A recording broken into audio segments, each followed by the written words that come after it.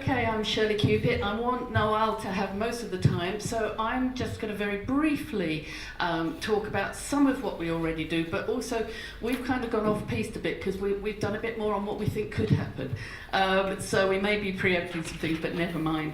I think the first thing I want to say very quickly is we cannot change this until the macro is addressed, until we recognise the living, breathing presence of the history that is still not just history currently, whether it's of colonialism, particularly of slavery. So I think there needs to be a much bigger understanding and acknowledgement of that and how it operates still within academia, within medicine, within the taught curriculum. But in terms of the micro, because we also want to talk about what we are doing, we do involve, in my particular work, I'm involved in exposing students directly to people from all walks of life and settings out in the community, non-medical settings out in the community, where they can come across real lived experiences of people.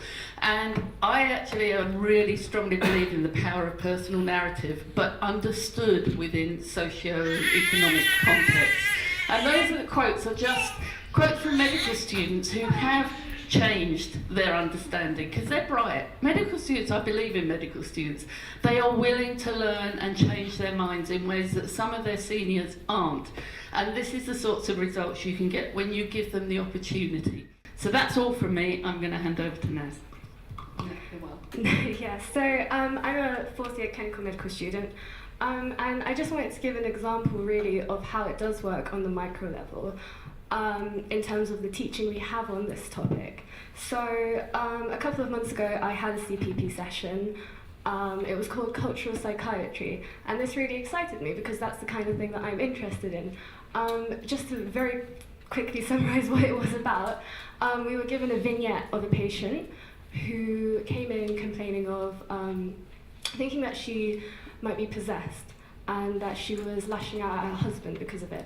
Now, I thought that the session was going to be about facilitating a discussion around what to do, what we can do, what we can say, when I'm sure that this is a realistic scenario that doctors do deal with, very often. Instead, the goal of the task turned out to be to pick out certain points from the vignette and say, this patient is schizophrenic, to diagnose the patient with schizophrenia straight away. And I was surprised and I was disappointed mostly, because this isn't how I was taught culture when I studied anthropology. In anthropology, we're taught that all points of view are valid. Everybody's worldview is valid. I feel like in medicine, we're sort of taught the other way around, almost. I feel like the teaching, probably not sure whether it's on purpose or not, but it sends out the wrong message sometimes. Instead of saying that we need to change the way we behave as clinicians and we approach the situation, we're trying to make people conform to what we think is a norm, and we label these people as deviant from the norm. There is a solution, changing the curriculum. And I know it's difficult, and I know change always takes a long time, but I am hopeful now with this conference that the medical school is more receptive to change. If the problem is space in the curriculum, we can make space.